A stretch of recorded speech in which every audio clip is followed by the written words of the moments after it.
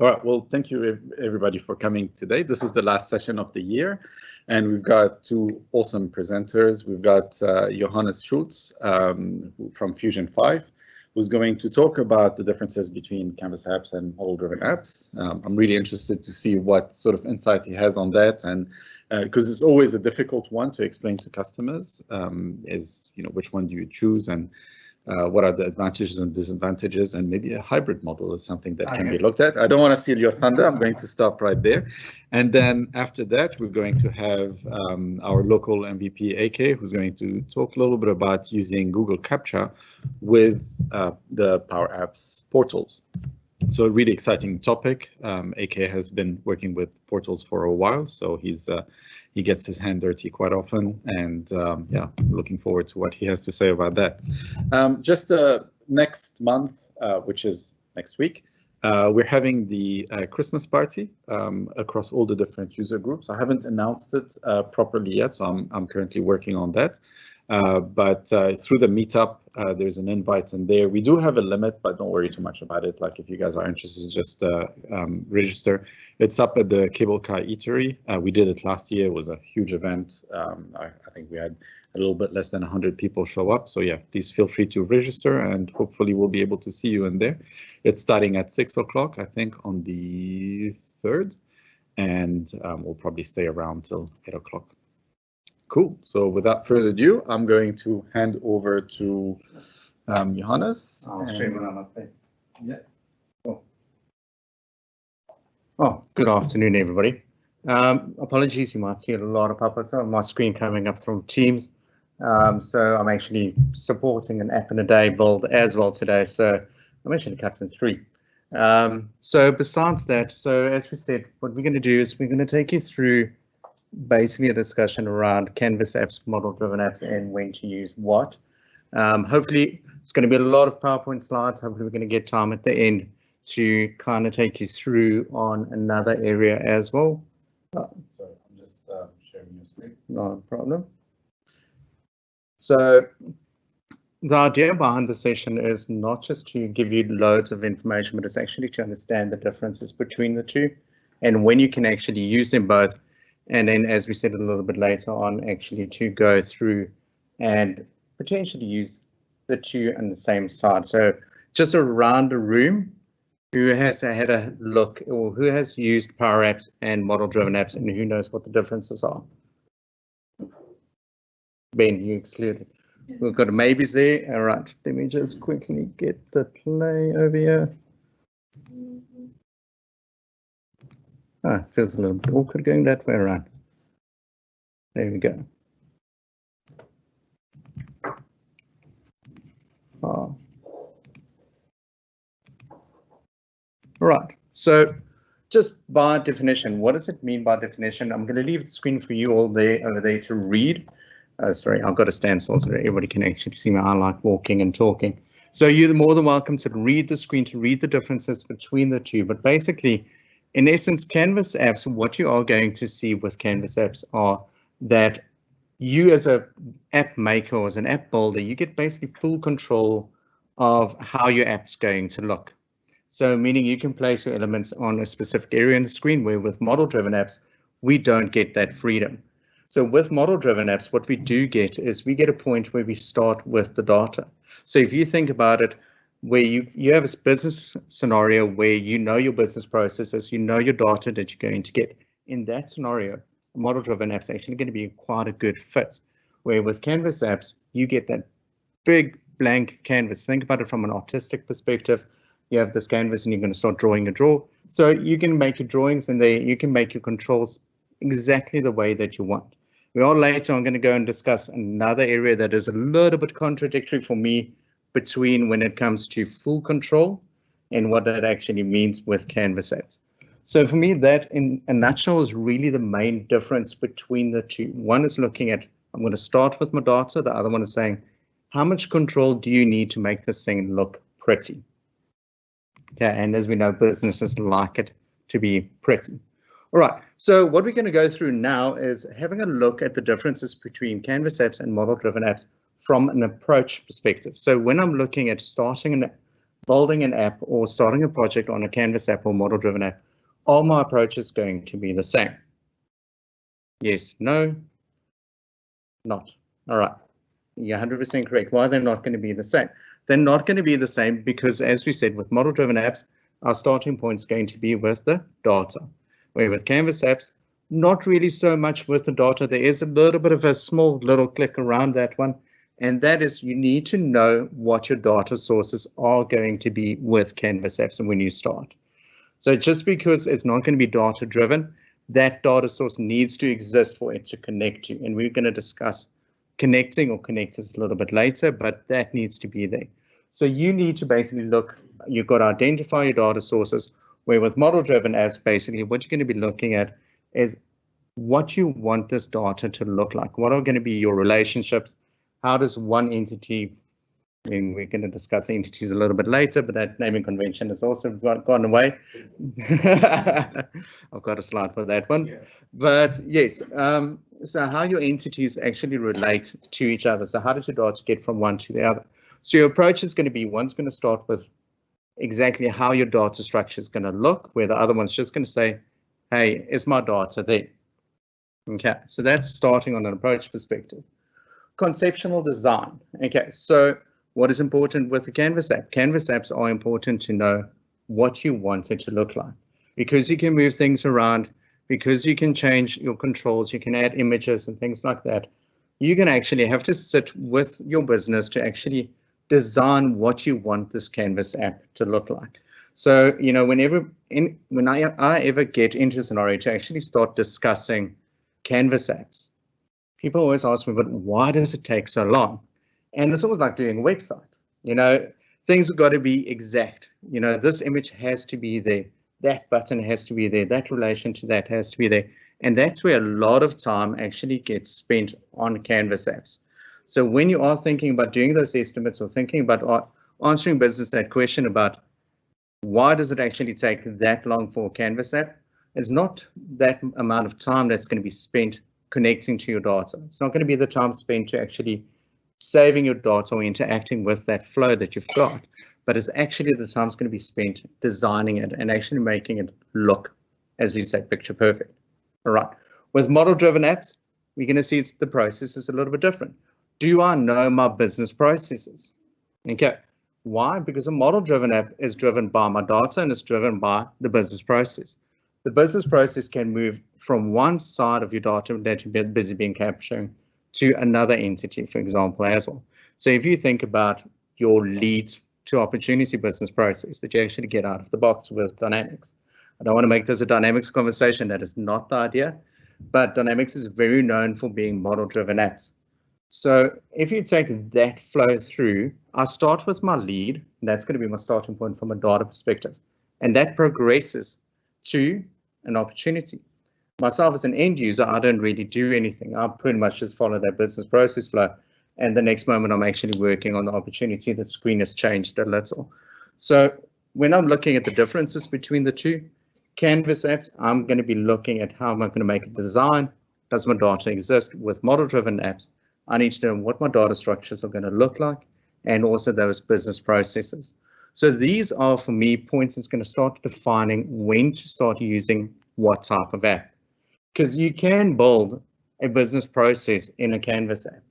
You can spend all that time, you can make it graphically look well, and you're going to spend a lot of time with a lot of visible formulas to actually show and hide things, where with a model-driven app, you can actually just go and add your business process flow.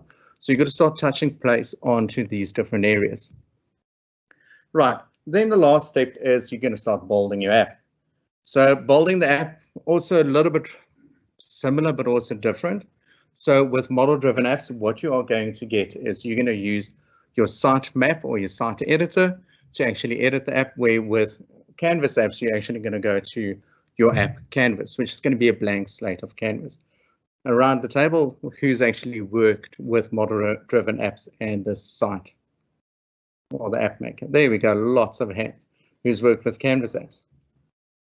Oh, well, then you should already know the differences. Come on, people.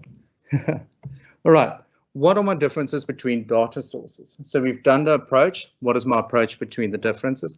What are my differences between data sources? So the first thing that you will see is that Canvas apps can actually connect to multiple data sources, and this is actually quite an important thing when it comes to deciding which app you're going to use. So with Canvas apps, I can connect to an Excel sheet.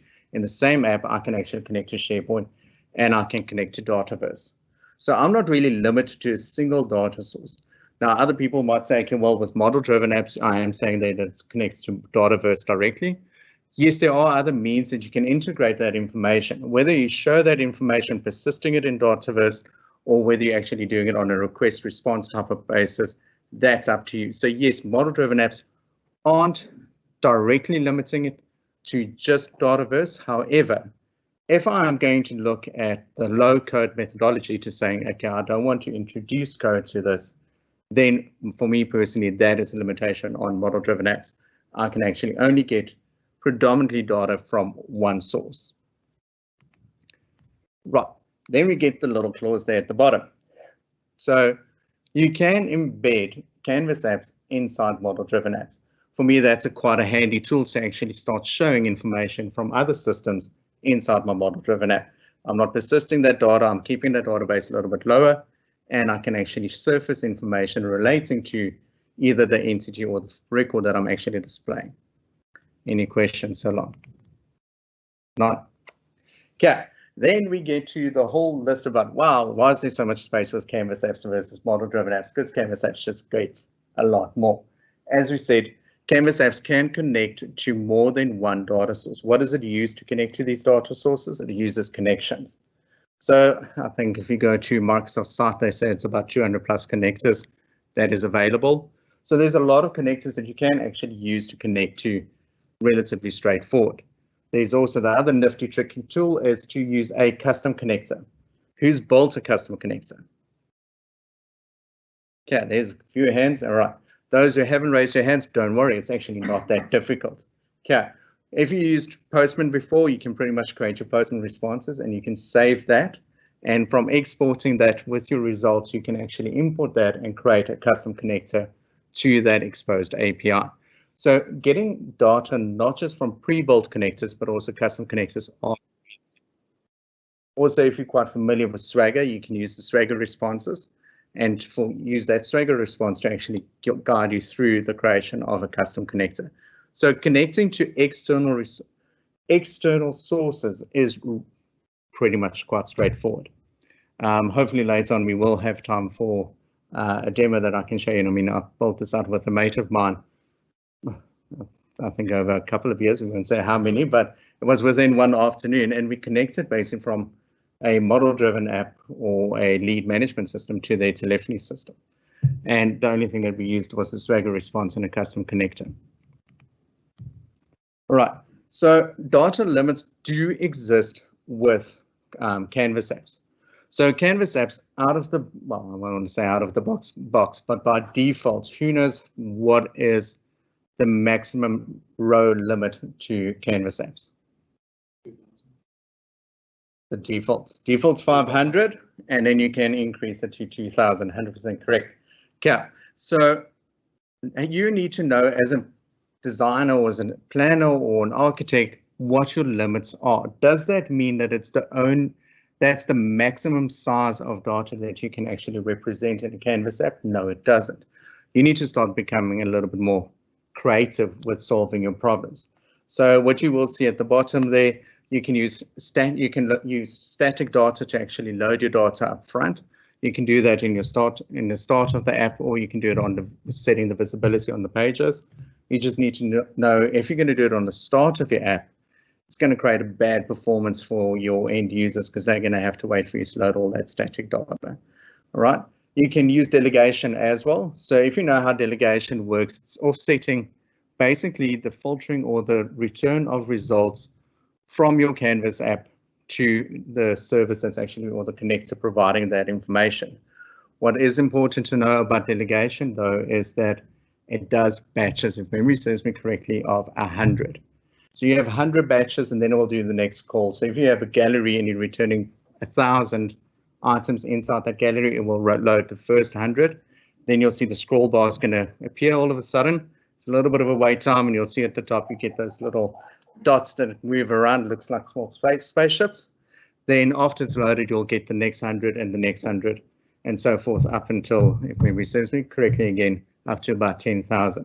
So there are ways to work around with these data limits. If I go to model-driven apps on its own, if I look at it from connecting to a Dataverse perspective, it really handles large volumes quite well. The biggest thing around handling large volumes is most of you have worked with Dynamics probably have seen that if you're starting to get over 5,000, you get the 5,000 plus, you don't really have that nice indication of how many records you actually have or working with, and then you kind of page through it. So it does handle large volumes quite well. You're not seeing that same limitation as what you are seeing with Canvas apps. All right. Any questions before we go to extending? Not. You should be asking some questions. Yeah.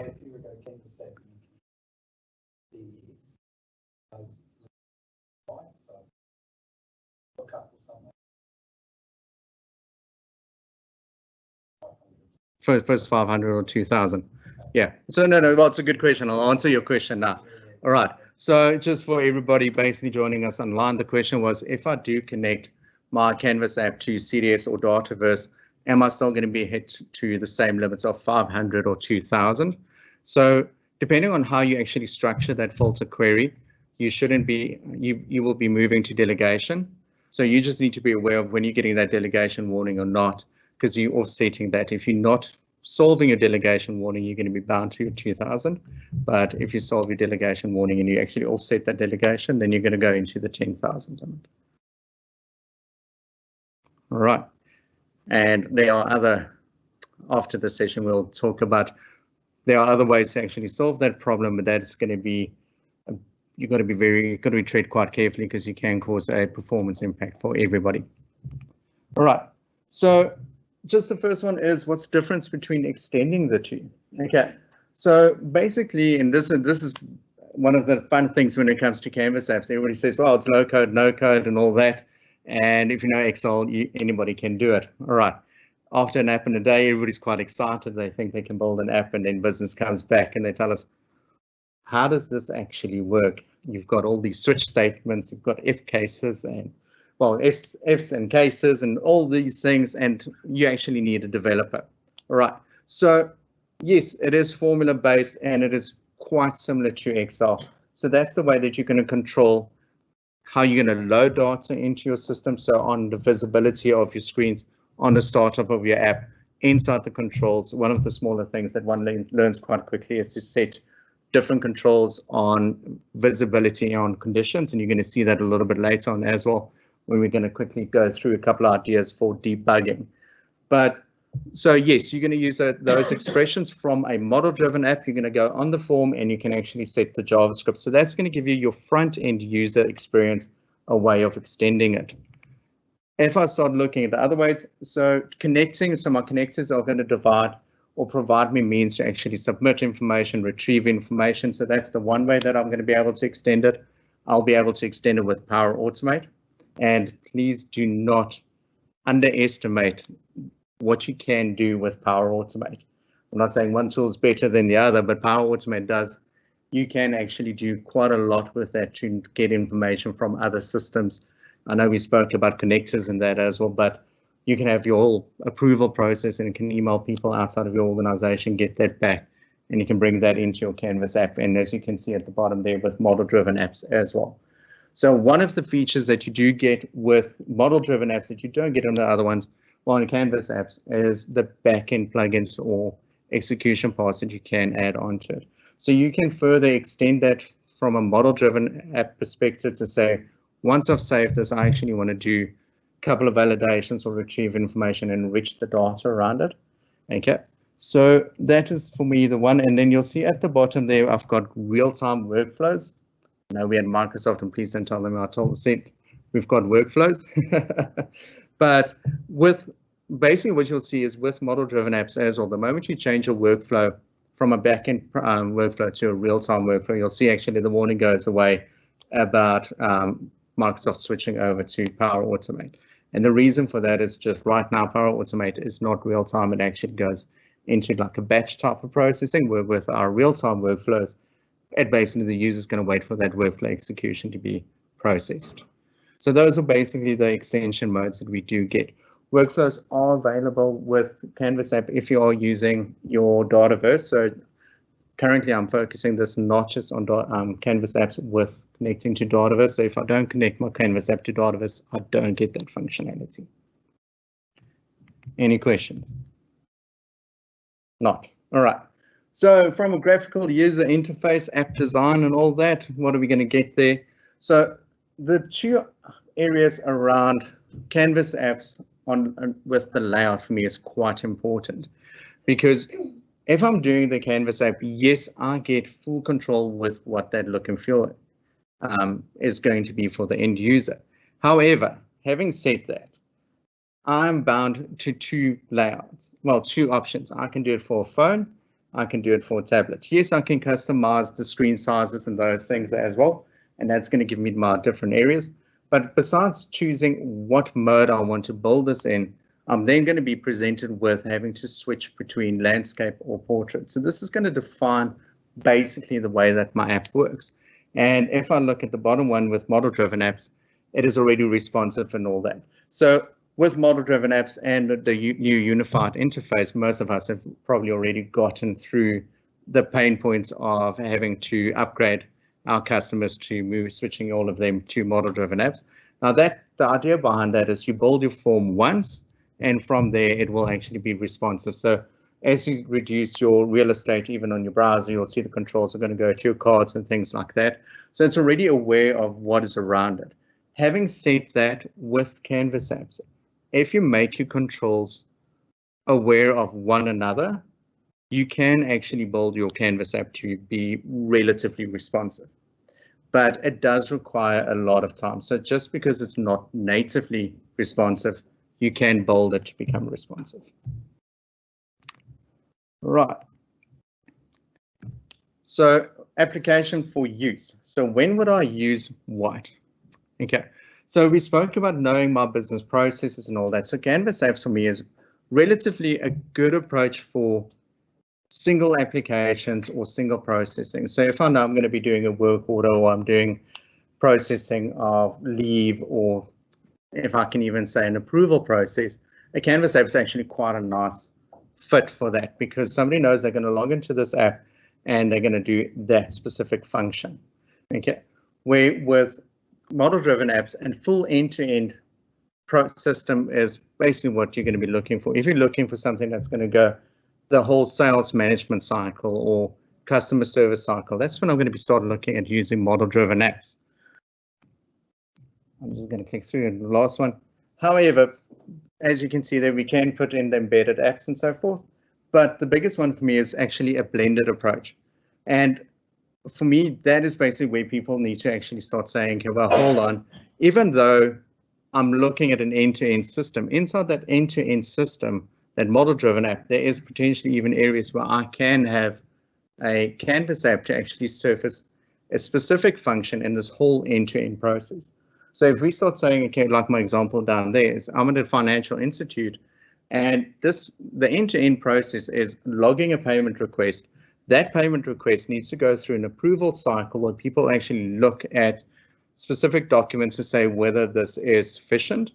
And from there, they approve it. And from there, it goes to actually a receipts cycle that can actually introduce and do the payment and that whole cycle end to end. So that approval process, you can actually move to a Canvas app. So even though the whole system holistically is looking at to be more a model-driven app, that specific combination actually makes it a little bit more of a blended approach.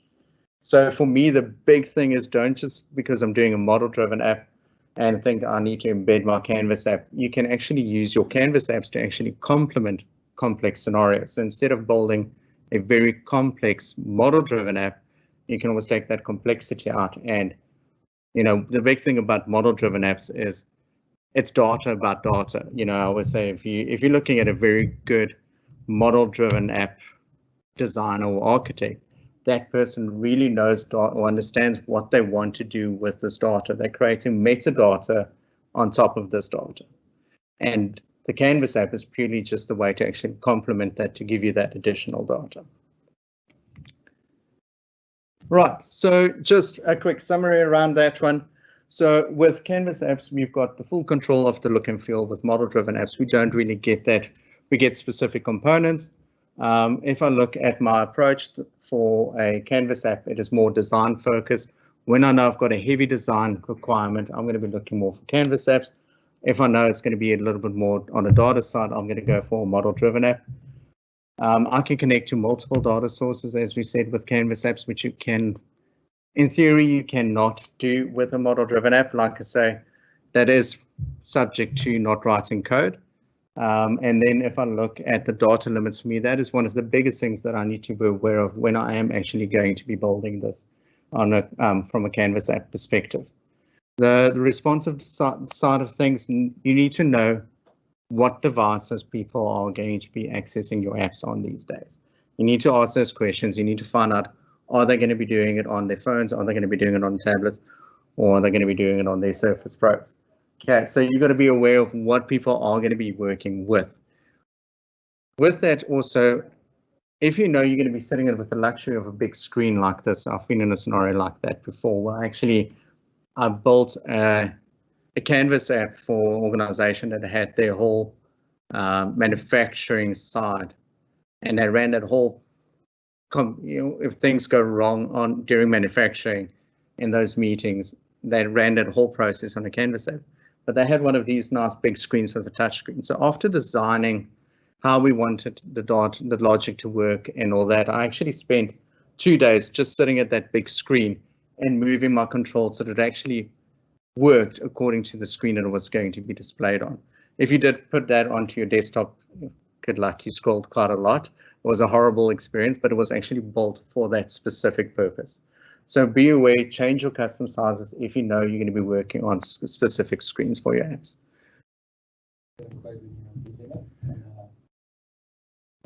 Right, good question. If I'm embedding, okay.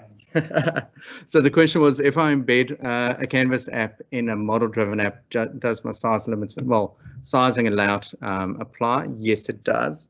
You're predominantly going to get the real estate that your model-driven app is going to be displayed in. So if you, for example, if you embed your Canvas app in a single tab, single section, you get the full real estate. So almost like a landscape layout will be quite sufficient. But if you're going to be doing it in your third column, then you're going to be looking portrait because you're only limited to that area. As not responsive. Correct. Yes, it becomes quite tricky. So when would you embed the Canvas app in a? So I would embed it for almost when I know my model-driven app is going to be used on a computer and things like that. When I know mobile devices are completely out, so I know I'm going to be looking at web browsers, and I'm going to be looking at a specific screen. Also, when I'm quite sensitive, and I'm, one of the things is the other day I got asked about embedding Power Apps on a form, not Power Apps, Power BI. And immediately I'm like, oh, well, I know there's an article about a little bit of grey support and how we can actually do that and make the Power BI tile be aware of the record that I'm in. And all of a sudden I realized, but hold on, if I do a Canvas app that shows my Power BI tile, I can actually just embed my Canvas app on the model-driven app and show the tile, and it'll be aware of actually where it's come from or the record. So, you're going to be looking at two scenarios, and one scenario is going to be, what do I want to show? So if I want to show information from other systems and I've got already existing connectors to those systems, I would actually use a embedded Canvas app instead of actually building the integration. Hopefully we don't have too many hardcore devs on the line. They might not really like me for saying that, but I would do that. It reduces your complexity. It's easy to work with, and you actually get access to that data relatively quite quickly. And if you embed it inside your model-driven app, you are aware of the record that you're on, or the row. So you get that whole, if the two systems almost need to interact and actually show relevant information, like my Power BI tile example, you can actually all of a sudden relatively easily make the two systems aware of each other.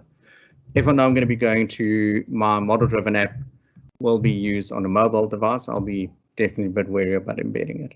The one thing we've noticed is when we reach the limitations of model grid, then embedding canvas is an option. So if you want something that is pixel perfect or some different entities or different systems relatively easily, then it's always easier to go canvas. And even tossing between PCF and canvas, we sometimes say, well, it's much easier to do it. Just point and click, drag and drop, and it's there. Yeah. Another one to extend on that one, which is quite nice, and I've done before, was on if you look at normal, when you log in your cases, you get that whole case subject tree. And what we ended up doing is we actually predefined the maximum number of levels, and we built the controls so that the end user can actually select the lowest level, and we'll actually roll that selection all the way to the top, because from a end user perspective, they actually wanted to show the full length of it. So you can actually, you know, if you think about using lookups values, well, lookups in model-driven apps, they're basically aware of the one above it, but they're not always aware when you're selecting the one at the bottom. So that's also quite a nice way when you can actually start, and you can do that cascading up, not necessarily just cascading down. All right. So, sorry, how are we looking in for time? We're past the half an hour mark, so we've got 25 minutes left. So I don't know how long. Okay.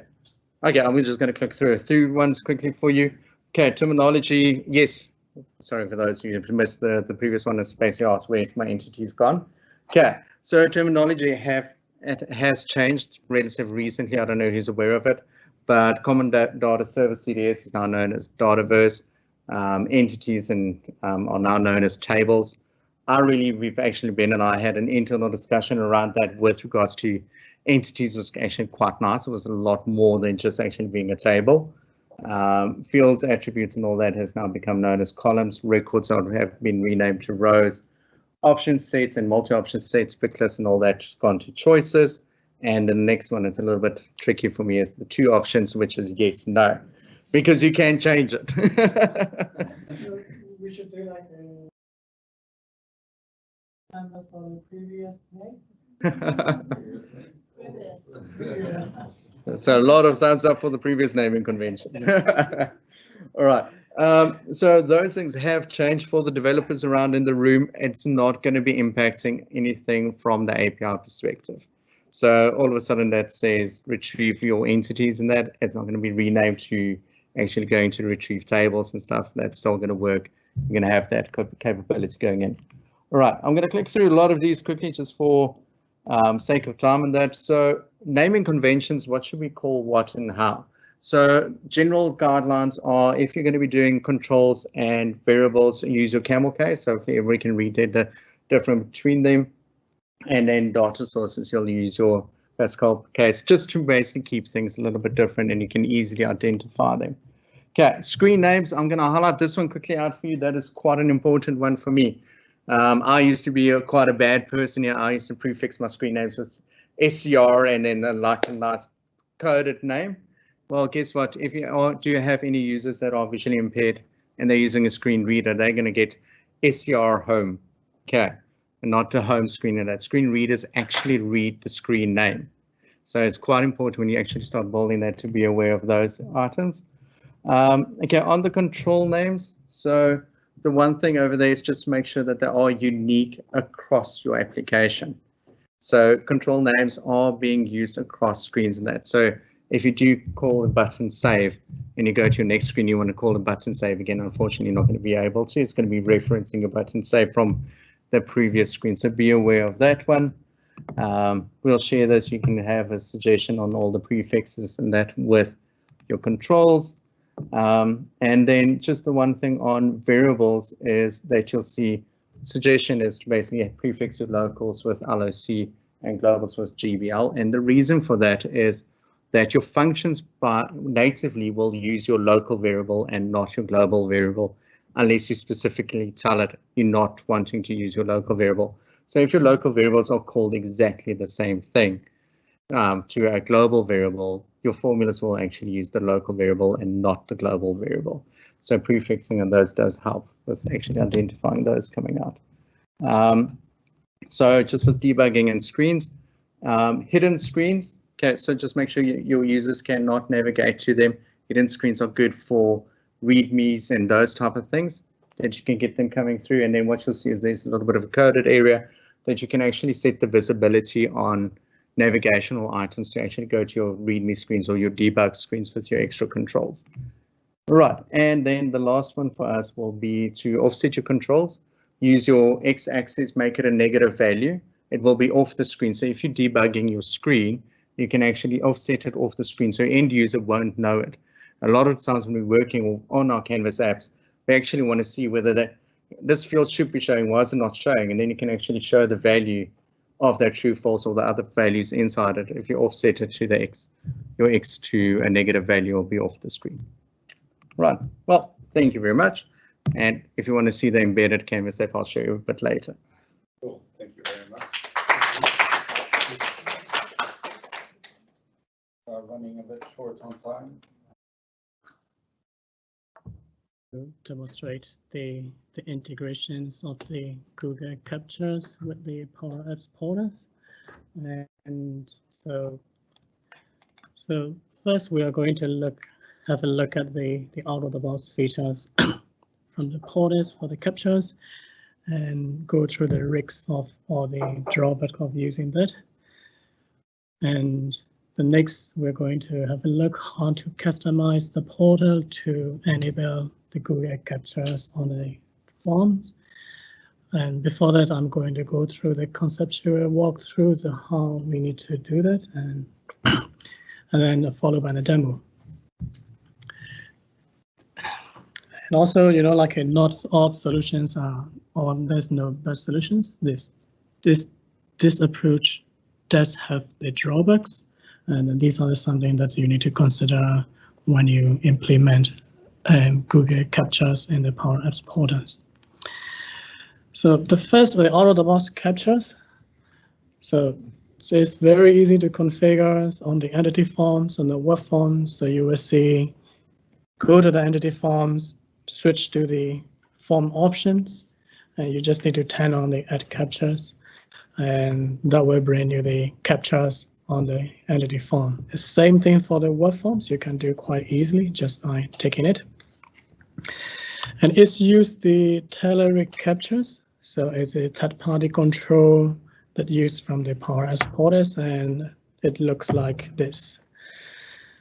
So just quickly, let me jump into the demo, so how we can quickly turn on the captures on the Power Apps portals. And before that, you know, like the reason we put like a capture is to prevent a bot or not human submitting junk information through the portal. So the capture is quite useful for something like a contact us form, so where you don't need the user authentications, where anonymous user can submit the information. So they're making sure they are the human. Right.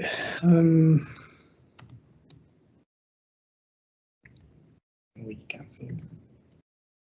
Oh, I need to cancel it. Stop projecting. And show? Yep. Yep, that's better. Right.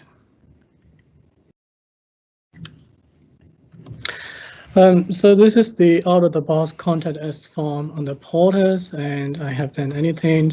And currently you can see you can submit the information, you know, that can be like a bot. I am bot. That means anybody, like not a human, can submit the information through the form, and it would end up, you know, in the database, in the model-driven. So we might end up like having a lot of like a junk data. So this is so I thought I already turned off my customizations. So let me quickly turn it off.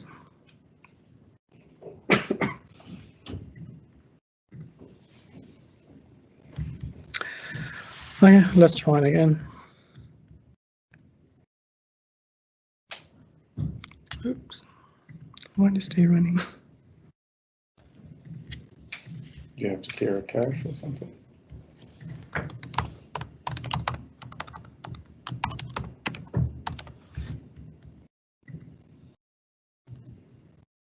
Oh, yeah, cool.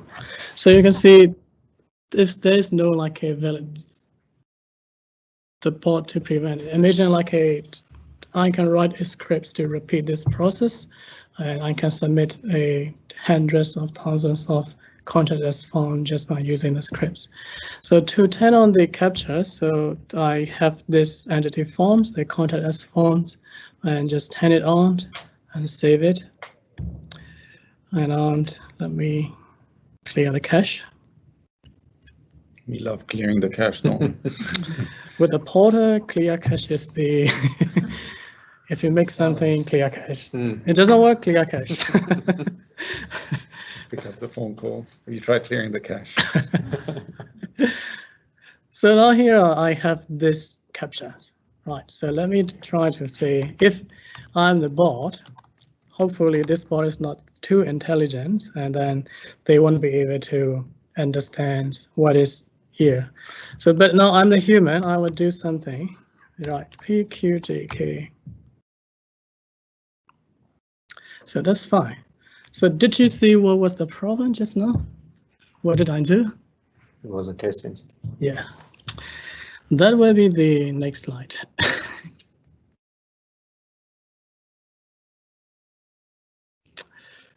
Right, so this is some of the risks that's involved using that. First of all, it's not case sensitive. It's not really the big deal to me, but you know, some of like a government agency, that could be the really big issues because it's not case sensitive.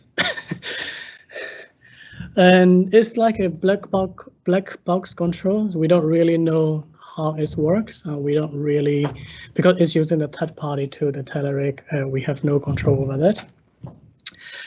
And one of the drawback is, I would say, it requires user input. So you still need to type it. And what this is one of the reasons why the Google CAPTCHA is really good, because you don't really need to type the code. It will determine whether you are the human or the bot just by giving you a score. So that's one of the Google CAPTCHAs currently is widely used in a lot of websites, not even like a commercial website, the government websites. This is becoming like a standard way to check the CAPTCHA. And especially they have like a different versions, a version 1 and version 2. Version 3 work without the user frictions. That means you don't need a user to type any of the code. So if you see this kind of the icons, the pictures on the website, that means it is protected by the version 3 Google CAPTCHAs. So you don't need to type anything. So first, how do we enable this Google reCAPTCHAs on the Power Apps portals? And especially Power Apps portals is not really open to customize. The only way we can customize is through a liquid template here, which is kind of like a server-side language, just mainly for retrieving the data and doing something really basic functions. And otherwise, you can use the JavaScript. Again, JavaScript is the client-side scripts. That means anybody can, hack into the JavaScript. So it is not really the good way. But how are we going to do that with this Google CAPTCHAs? First, simply the first is we copy the code from the Google. So if you go to the Google CAPTCHAs, you open an account and they will give you a code to place on the website. So in our case, we can place that code onto the Power Apps portals. And the next thing is that this is the crucial thing, that we need to override the submit button on the portals, because by default, submit button will get sent all the data from the UI to the backend, but we need to override this. And the last thing is we need to write a plugins probably this is the first plugins I'm going to write in like a 2-3 years. So anybody still writing code? Not since 2 weeks ago. What? It's low code, right? Yeah, so we need to develop a plugin to validate this CAPTCHA reset and then throughout the error or throughout the reset back to the porter. So let's go into demo. This demo is to enable the Google CAPTCHAs.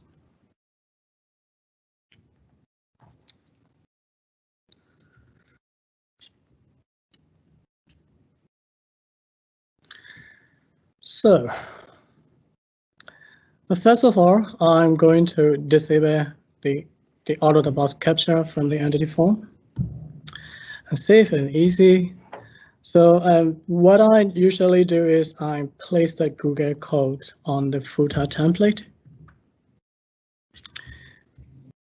And so if you go to the Google and they get the scripts, you will get the scripts. Oops. All right, so this is not really nothing, it's just a copying the code from the Google. So let's save it and let's have a look at this stage. So basically we are placing that Google reCAPTCHAs on a portal.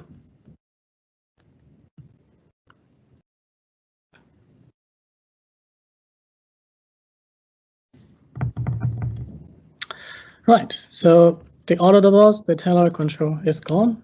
So now we have the Google CAPTCHAs. So currently I'm using version 2 so that I can show you how it interacts with the users. If you want, you can use a version 3, which will show you, what is that? So if you use version 3, you will see something like on your web page. That means the user doesn't even need to type any of these things. So let's see, bot. I am a bot. And I can submit it because I haven't done any validations, right? So I'm just only done the first steps, which I place the Google CAPTCHAs on the form. So the next step is to overwrite the submit button. To do that, so we need to use a bit of a JavaScript.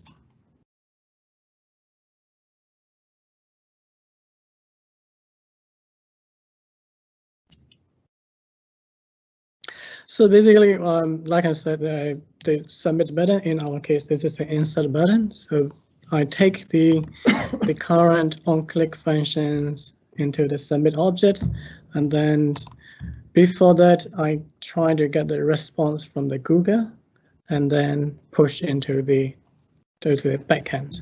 So what will happen is save it.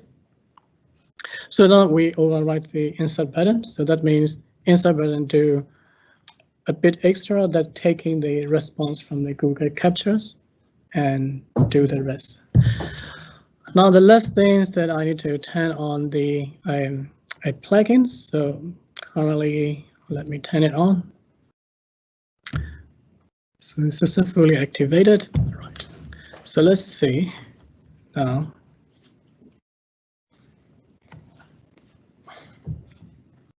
So what happens if you don't turn on the plugin? If you don't turn on the plugin, it will stay, you can stay submit. The bot can submit. So now, hopefully this will work.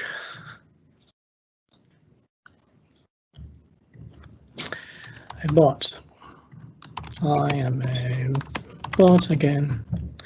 Here I want choose I'm not a robot and submit it. Yes, they say the invalid reCAPTCHAs is because I'm not going through that. So to do that, I need to prove I'm not a robot to the Google. So do that. Okay, this is the most challenging one. So which are the stairs, right? These are the stairs, right? I don't know. Yeah, that's it. Very challenging. It's like every time I get this, should I click this or should I click that? Let me check very fast. Oh yeah, good. You always pass this. This is the first time I passed and then one straight away. So I'm not a robot. Yeah, let's submit it. Yeah, so we successfully did it. So basically this looks like it's turning on, like placing some of the scripts on the portal, replacing the overriding some of the existing functions, and turning on the plugins. So the plugins piece of work, it's pretty straightforward. So basically, the scripts that we override basically take the response from the Google and send to the, what is it called, database entity. Table, record. Confused. Table.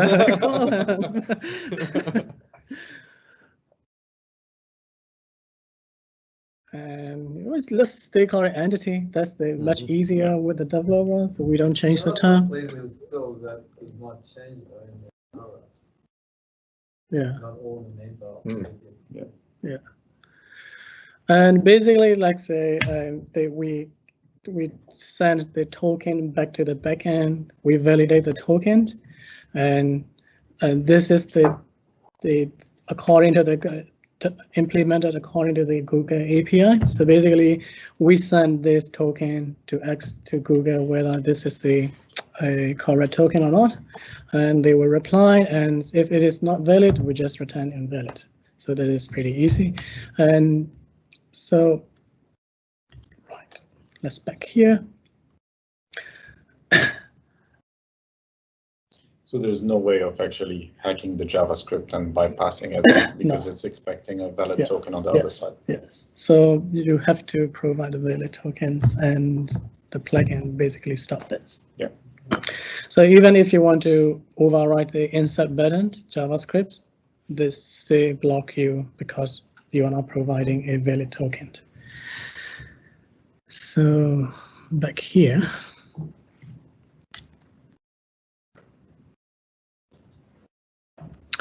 So one of the considerations with this approach is, the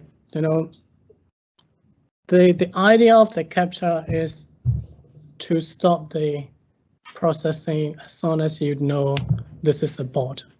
So ideally, that should run on when the request hits to the web server in the first time, not in the back.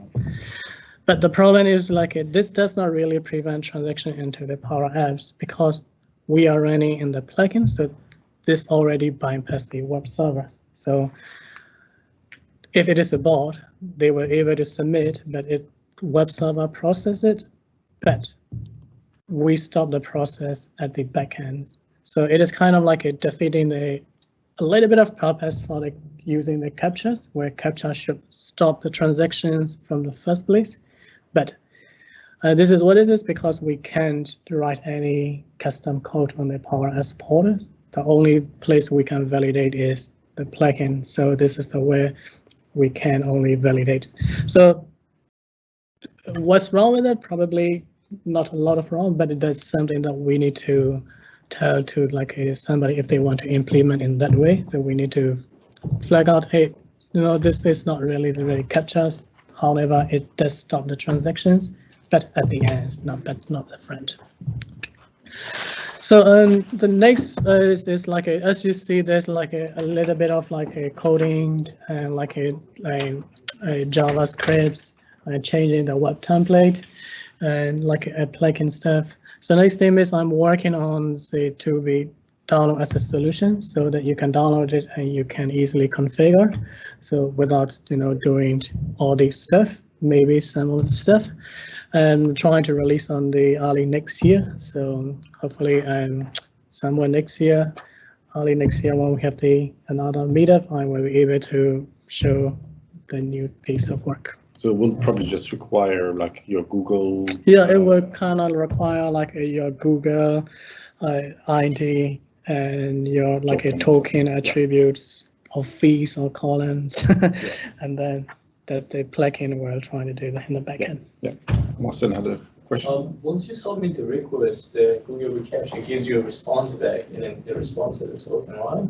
Yeah. Can you use the token to submit multiple requests? No. So once it's only valid, according to Google, the token is only valid for 2 minutes. But once it is validated, it is gone. So it can only validate by one person's one. Oh. Yeah. So if you're trying to use the same token and trying to do the same request, only the first will pass, the other will block. So does the validation require connection to Google? Yeah. This is what a plugin is doing. The plugin is doing. Interesting. Yeah. Does that JavaScript fully support it? Because get document by ID, is that a... Yeah, yes, because that is the website basically. Right. I mean, so it is not like model-driven apps where you cannot use the jQuery. Yeah. But with this, I'm working on extending my library to easily allow adding the Google captchas. Right. Yeah. Can we do that with another plugin, like just having like an AJAX call to Google No, and get the response? no, because once you do the AJAX call, basically anybody can bypass your AJAX call. So I can still make the ingestions. Yeah. How much does it cost? Free? Google? It's pretty much free, yeah. Pretty much free. It is free, but there may be some usage. Yeah, but So charging based on the user. but the way Google should work is like a lot of the things are like a free tier. Okay. Yeah, so for up to some amount of transaction that can be free, but if it is more than that, that could be. Are they following Microsoft licensing? It's way cheaper than Microsoft licensing. Yep. So thank you. And if you have any questions, I already have a few questions. Yeah. I think we're just over our time limit. So yeah, thank you everybody for joining us in person as well as online.